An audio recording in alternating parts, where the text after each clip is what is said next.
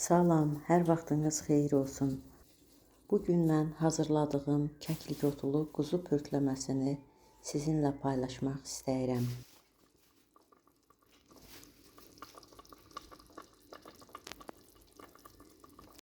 Əvvəlcə qazana soyuq su töküb ocağa yerləşdirirəm. Bizə lazım olan ərzaqlar quzu əti, kəklik otu, soğan və duzdan ibarətdir.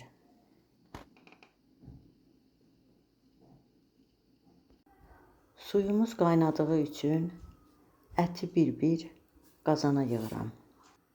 Qeyd edim ki, mən əvvəlcədən əti 3 saat soyuq suyun içərisində saxladım. Və bunu qaynar suyun üzərinə tökməyimin səbəbini də sizə izah edəcəm. Əti yığdıqdan sonra üzərinə bir böyük soğanı 2 hissəyə ayırıb yerləşdirirəm.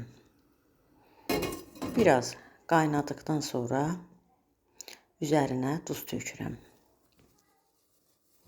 Yeməyimizi orta ateşdə 1 saat qaynatdım. Bişmiş olan soğanları əvvəlcə yeməyin üzərindən götürürəm. Pörtləmədə kəf olmadığını əlbəttə ki, siz də görürsünüz.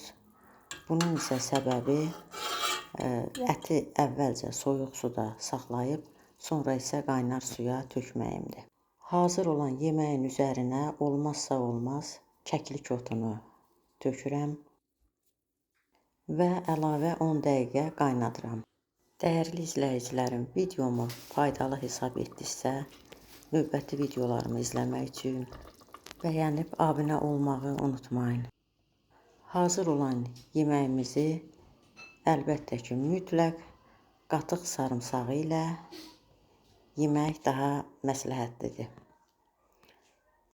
İndidən hazırlayan hər kəsə nuş olsun.